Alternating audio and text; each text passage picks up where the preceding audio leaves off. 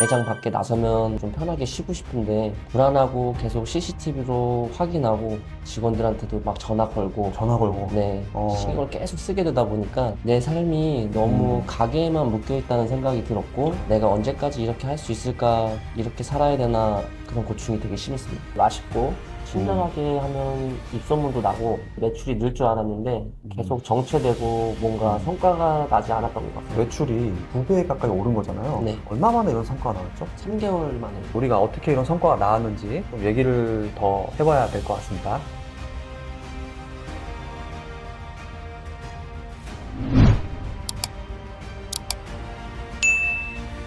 반갑습니다. 자전포항입니다. 오늘은 저희 컨설팅 회원분과 함께 장사 노하우에 대한 이야기를 나눠볼까 합니다. 오늘 오신 분 일단 누구신지 소개부터 할게요. 안녕하세요. 저는 평택역 인근에서 쭈꾸미집이랑 감자탕집을 운영하고 있는 최형락이라고 합니다. 대표님은 다점포 협회 기버 몇 네. 개 회원이시고 신청 시기가 언제인지 얘기해 주세요. 저는 기버 8기 회원이고요. 올해 8월부터 시작하게 됐습니다. 현재 운영하는 매장 개수, 또 업종이나 운영하는 지역 등에 대해서 자세하게 설명 좀 해주세요. 매장은 두 개를 하고 있고요. 첫 번째 매장은 쭈블리라는 쭈꾸미 철판 요리를 하고 있고요. 두 번째 매장은 감자탕집을 하나 하고 있습니다. 대표님이 지금 되게 젊으신데 쭈꾸미 철판 요리를 굉장히 오랫동안 하셨더라고요. 몇 살 때부터 이렇게 시작해서 현재 몇 년째 운영하고 있는지 좀 알려주시겠어요? 제가 26살 때 쭈꾸미집을 시작을 했고요. 올해로 13년 차 운영하고 있습니다. 13년 차. 네. 3년도 살아남기가 쉽지 않은데 10년 동안 한 곳에서 계속 했다는 거는 대표님만의 어떤 노하우가 또 있지 않았을까라는 궁금함이 더 생기는 것 같습니다. 대표님이 컨설팅을 요청하게 된 가장 큰 이유가 뭐였죠? 일단 매장 안에서 충분히 힘들게 일을 하고 있는데 매장 밖에 나서면 뭐 가족들과 시간을 좀 보내고 좀 편하게 쉬고 싶은데 불안하고 계속 CCTV로 확인하고 직원들한테도 막 전화 걸고 전화 걸고. 네, 어, 신경을 계속 쓰게 되다 보니까 내 삶이 너무 음. 가게에만 묶여 있다는 생각이 들었고 이 생활을 13년째 계속 하다 보니까 내가 언제까지 이렇게 할 수 있을까, 이렇게 살아야 되나 그런 고충이 되게 심했습니다. 아마 많은 자영업자분들이 공감할 것 같습니다. 두 번째는 저희 매장이 분명히 잘 될 수 있을 것 같은 매장인데 음식의 맛과 서비스는 정말 자신이 있었는데 마케팅이라든지 뭐 남들과 다른 차별화된 브랜딩을 만든다든지 해야 한다는 그런 걸 알고 있었는데요. 당장 뭐부터 시작해야 될지 좀 음. 막막했습니다. 누가 좀 제대로 지도해주면 나는 할 수 있는데 그런 생각을 했습니다. 진짜 대표님은 뭐든 할 수 있는 사람인 것 같아요. 과제 내주거나 지도를 해주면 진짜 엄청나게 빠른 실행력으로 뭔가를 계속 해오잖아요. 질문도 항상 많고. 네. 그럼 여기서 궁금한 게, 그럼 저를 어떻게 알고 컨설팅까지 신청하게 되었는지 그냥 제 개인적으로 궁금하네요. 처음에는 클래스 101이라는 교육을 듣다가 제가 온라인에 네. 작년에 기초교육 올려놓은 건데. 네.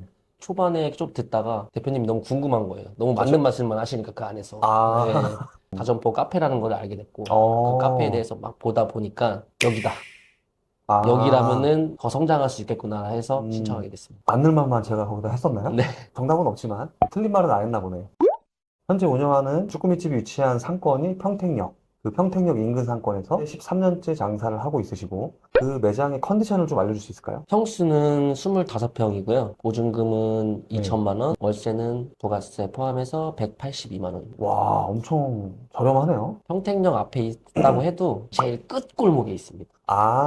그 상권의 네. 거의 끝자락에 있는 C급지. 네. 자, 그러면 컨설팅 전에 쭈꾸미집 평균 매출액이 어느 정도 나왔었죠?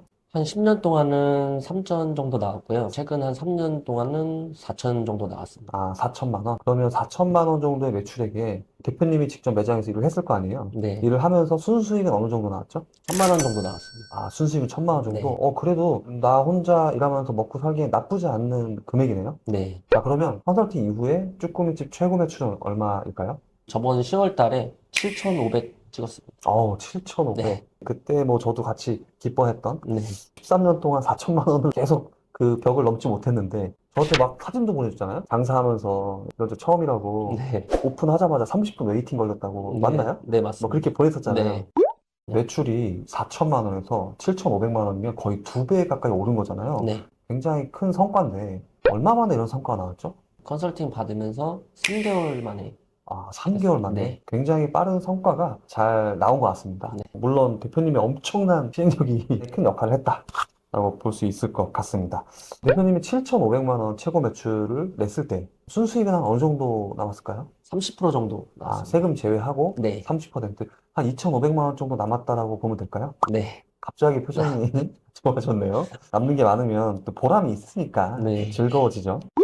대표님 매장이 지금 2개잖아요. 네. 감자탕집도 지금 평택역 인근에서 운영하고 있죠. 그 엄관의 시골집. 네, 맞습니다. 감자탕집도 컨설팅 전에 매출액이 한 어느 정도 나왔죠? 9천에서 1억 정도 나왔습니다. 9천에서 1억 정도. 원래 좀 탄탄한 매장이었었잖아요. 네. 그리고 최고 매출은 어느 정도 나왔죠? 저번 달에 1억 4천.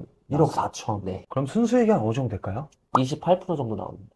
아, 28%? 네. 한 4천만 원 정도 남는다는 소리죠? 맞아요. 이 감자탕이나 이런 한식 베이스 장사는 대부분 마케팅을 좀 이렇게 많이 안 하시는 분들이 많잖아요. 단골 장사 위주로 많이 하시고. 근데 저희는 세부 키워드를 잘 잡아가면서 노출을 했었죠. 네. 그러면서 확실히 좀 성과가 빨리 나왔던 것 같아요. 네.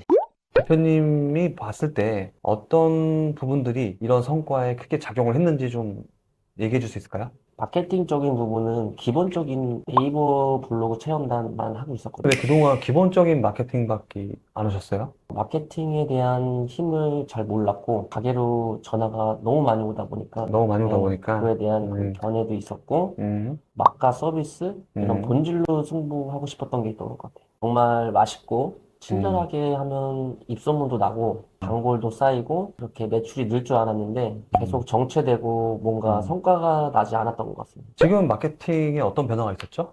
네이버 상위 노출은 평택역 맛집 키워드가 52에서 62 정도였었는데 현재 계속 1등을 유지하고 있고요. 그 외에도 우리 매장에 올 수 있는 다양한 키워드의 플레이스뿐만 아니라 블로그도 상위 노출을 하고 있습니다. 뿐만 아니라 우리가 플레이스에 대한 정보 수정도 많이 됐던 것 같습니다. 특히 가장 큰 포인트가 사진에 대한 변경이 아닌가 싶어요. 소비자들이 좋아할 만한 먹음직스러운 사진을 교체를 해서 뭔가 매장으로 유입되는 전환율을 더 높이는 작업까지 잘 한 것 같습니다.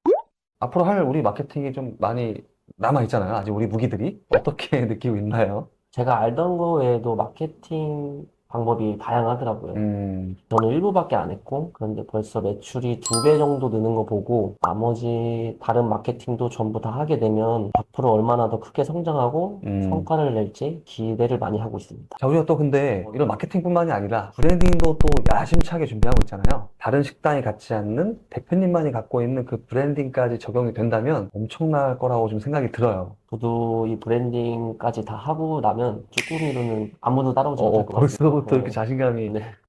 어떻게 하면 내 식당을 다른 식당과 좀 다르게 보일 수 있을 것인가? 이 부분이 가장 모든 분들이 해결하고 싶은 고민이 아닐까 싶습니다. 우리가 보통 TV나 유튜브나 잡지나 인터넷 기사나 이런 걸 보면 특출난 기획 전문가들이 큰 비용을 받고 작업을 통해서 놀라운 결과물들을 만들어내죠. 사실 대대적인 큰 비용과 시간과 어떤 기획자의 노력의 영역이라기보다는 우리만이 갖고 있는 아주 작은 차이, 작은 다른 점을 어떻게 하면 소비자에게 인식을 잘 시켜줄 수 있는 것인가. 그게 그냥 브랜딩의 출발이자 그게 전부라고 저는 생각합니다.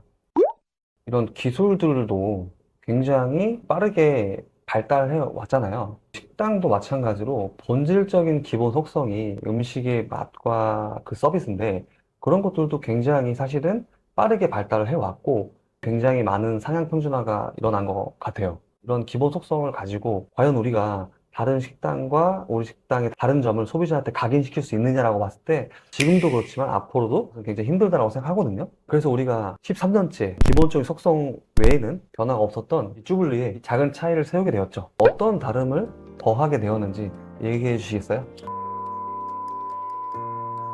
아이고야 길다.